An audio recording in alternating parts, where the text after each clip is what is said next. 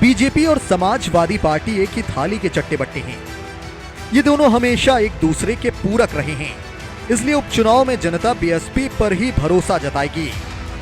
ये कहना है बीएसपी प्रमुख मायावती का। आजमगढ़ और रामपुर में होने वाले लोकसभा उपचुनाव को लेकर मायावती लगातार कैंपेनिंग मोड में हैं। उनका दावा है कि दोनों सीटों पर इस बार बीएसपी का बोलबाला होने वाला है। बकौल मायावती, बीजेपी के वापस सत्ता में आने से लोग खुद को ठगा हुआ महसूस कर रहे हैं। ऐसी गलती लोगों को, खासकर विशेष समुदाय के लोगों को दोबारा नहीं करनी चाहिए। यूपी उपचुनाव के परिणाम बीएसपी के पक्ष में होने चाहिए, जिससे बीजेपी सरकार की जन विरोधी नीतियों और कार्यशैली पर काफी हद तक अंकुश लगाया जा सके। बीजेपी की अग्निपथ नीति जन विरोधी है और बुलडोजर की कार्यशैली अहंकारी है। इस तरह के तमाम तीखे तंजों के जरिए मायावती ने योगी और अखिलेश को घेरा और आगामी उपचुनावों में बम्पर जीत का दावा भी किया।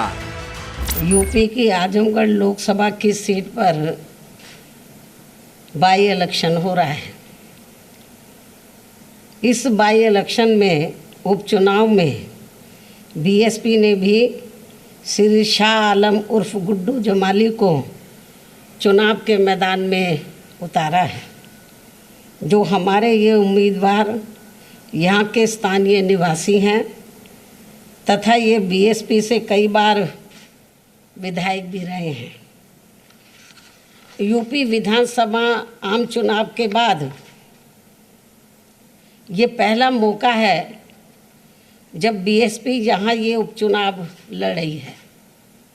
आजमगढ़ लोकसभा की सीट पर यहाँ ये उपचुनाव लड़ रही है।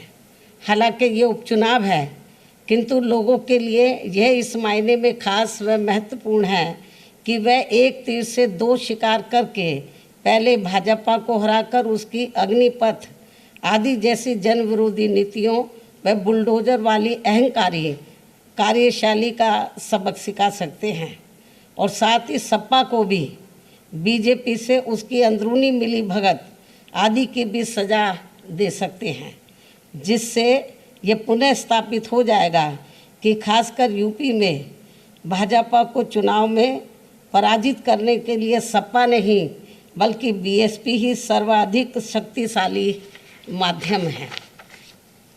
हालांकि ये भी जग जाहिर है कि भाजपा व सपा एक ही थैली के चट्टे बट्टे हैं तथा ये दोनों हमेशा एक दूसरे के पूरक ही रहे हैं। साथ ही इन दोनों पार्टियों की नीति व कार्यशैली एक दूसरे को अंदर अंदर राजनीतिक तौर पर मदद व मजबूत बनाने की ही रही है, जिसके एक नहीं बल्कि अनेकों उदाहरण लोगों के सामने मौजूद हैं, जिसका खामियाजा औरों से कहीं अधिक यहाँ अक़लियतों व समाज के अन्य उपेक्षित वर्गों के लोगों को ही उठाना पड़ता है।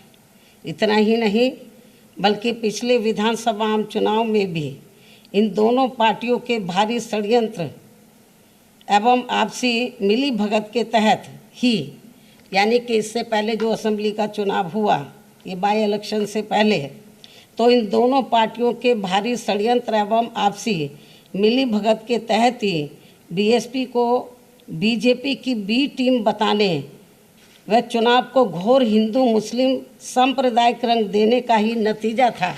बल्कि पिछले विधानसभा आम चुनाव में भी इन दोनों पार्टियों के भारी षड्यंत्र एवं आपसी मिली भगत के तहत ही बीएसपी को बीजेपी की बी टीम बताने व चुनाव को घोर हिंदू मुस्लिम सांप्रदायिक रंग देने का ही नतीजा था कि बीजेपी यहाँ दोबारा से सत्ता में वापस आ गई और अब लोग अपने आप को यहाँ काफ़ी ठगा हुआ सा महसूस करने लगे हैं।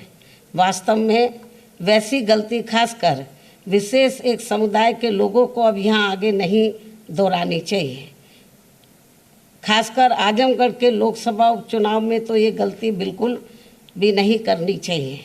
इसके साथ ही ये भी बहुत उम्मीद है कि इस चुनाव के परिणाम बीएसपी के पक्ष में आने की संभावना की वजह से भाजपा सरकार की जन विरोधी नीतियों व कार्यशैली आदि पर काफ़ी हद तक अंकुश भी लग सके। नमस्कार, मैं हूं मानक गुप्ता। अगर आपको हमारा ये वीडियो पसंद आया हो तो इसे लाइक और शेयर जरूर करें और हाँ, हमें सब्सक्राइब और फॉलो करना ना भूलें ताकि आप देश और दुनिया की कोई खबर मिस ना करें। तो जुड़े रहिए हमारे साथ और देखते रहिए News 24।